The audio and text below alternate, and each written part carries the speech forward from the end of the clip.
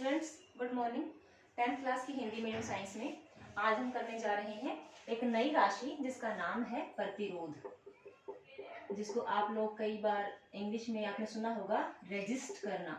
देखो बेटा, ये चीजें ऐसी हैं, मैं साथ साथ इंग्लिश करवा रही हूँ तो आपकी क्या चाहिए। रेजिस्ट होता है किसी चीज का विरोध करना, और इस रेजिस्ट वर्ड से ही निकला है रेजिस्टेंस, ठीक है ना। विरोध क्या होता है, प्रतिरोध क्या होता है, मतलब प्रतिरोध क्या होता है, कोई वस्तु के किसी वस्तु के जैसे कि जैसे गति है, जैसे कार्य में अवरोध डालना, रुकावट डालना, ठीक है ना बेटा। तो यहाँ पर इस लेसन के साथ इस टॉपिक का क्या रिलेशन है हमें देख रहे हैं।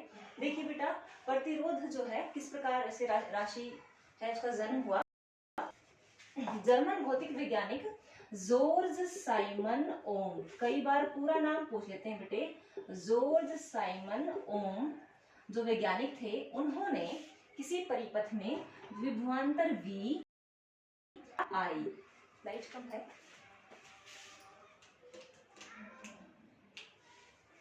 विभवांतर V और धारा I के बीच जो संबंध है उसका पता लगाया। इन दोनों के बीच में क्या संबंध है, तो धारा I और विभवांतर के बीच में उसने क्या पाया, उसने एक परिपथ लिया, एक परिपथ बनाया।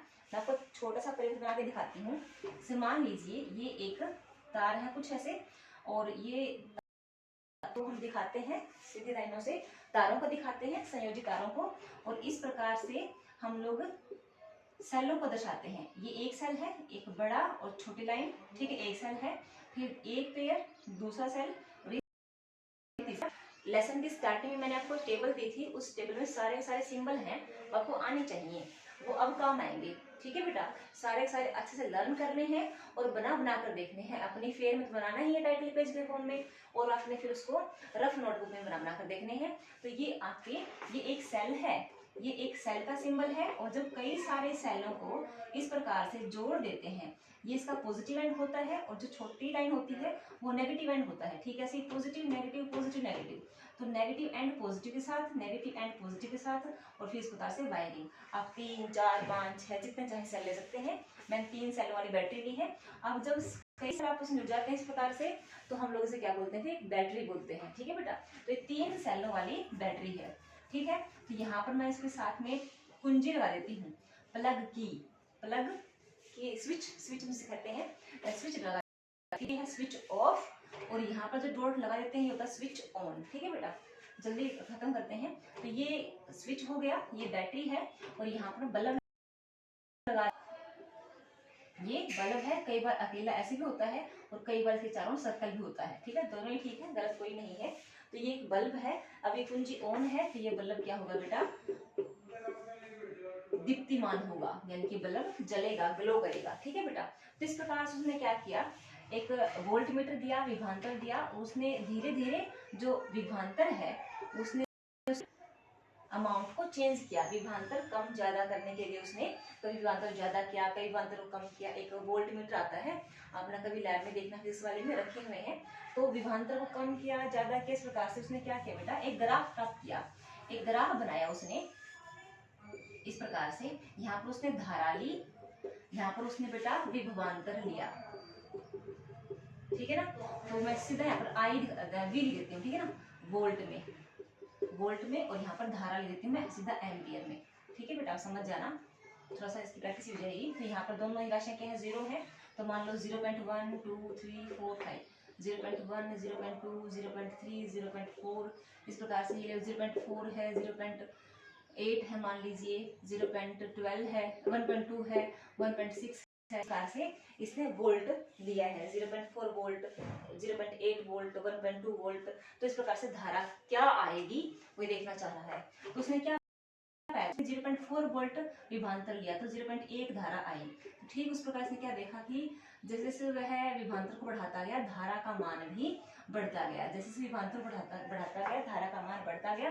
तो जब उसने को जोड़ा तो उसने क्या पाया, एक सरल रेखा पाई, ठीक है बेटा, एक सरल रेखा प्राप्त की। तो इस प्रकार से उसने क्या पाया कि विभवांतर और धारा के बीच में समानुपात का संबंध है वो डायरेक्टली प्रोपोर्शनल है एक दूसरे के। यानी कि विभवांतर को बढ़ाया जाए तो धारा बढ़ जाती है, विभवांतर को कम किया जाए तो धारा कम हो जाती है। तो यानी कि दोनों राशियां एक दूसरे के समानुपाती हैं। इसका अर्थ क्या है कि इन दोनों के बीच में कोई ना कोई ऐसा रिलेशन है, इसके बढ़ाने से ये कम हो जाता है, इसके बढ़ाने से ये बढ़ जाता है, इसको कम करने से ये कम हो जाता है। तो ये कभी भी इक्वल नहीं होते, ठीक है ना बेटा। देखो इक्वल नहीं है ना, यहाँ पर इक्वलिटी का साइन नहीं है। तो यानी कि विभवांतर और धारा एक दूसरे के डायरेक्टली प्रोपोर्शनल होते हैं, समानुपाती होते हैं, ठीक है ना। लेकिन यहाँ पर एक कंडीशन होनी चाहिए, और कंडीशन ये है कि जिस तार में से ये धारा बह रही है उस धारा का चालक तार का जो प्रतिरोध है, उस चालक तार का जो तापमान है वह बढ़ना घटना नहीं चाहिए, वह तापमान निश्चित रहना चाहिए, ठीक है ना। इसका तापमान निश्चित रहना चाहिए, तभी ये फार्मूला लागू होगा। यदि तापमान कम ज्यादा होता है तो यह लाइन कभी भी एक सरल रेखा नहीं आएगी, यह लगभग टेढ़ी मेढ़ी दिखाएगी।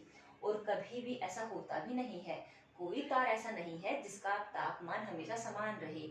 आप देखते हो कि थोड़ी देर बाद करंट फ्लो होने के बाद हमारे तार जो है कोई ज्यादा कोई कम गर्म होना शुरू हो ही जाते हैं, ठीक है। देखो क्या है कि किसी चालक तार में से जब धारा हम विभवांतर भी देते हैं तो जो धारा होती है वह विभवांतर के समानुपाती होती है, बराबर नहीं होती है। कब? जब ताप निश्चित रहे, तापमान का निश्चित रहना यहाँ पर मस्ट कंडीशन है, ठीक है। देखो विभवांतर जो V है वो धारा के समानुपाती होगा। तो इसको हम लोग इक्वल फॉर्म में लाना चाहते हैं, इस साइन को इक्वलिटी साइन में बदलना चाहते हैं। तो हम क्या करेंगे, V इज इक्वल टू, यहाँ पर एक नई राशि उत्पन्न होती है जिसका नाम है VRI, ठीक है बेटा। यहाँ पर एक R राशि उत्पन्न होती है और ये R कहलाता है प्रतिरोध। क्या कहलाता है बेटा? प्रतिरोध। यानी कि कोई ना कोई चीज ऐसी है कि हम जितना भी विभवांतर दे रहे हैं वह धारा को कम किए जा रही है।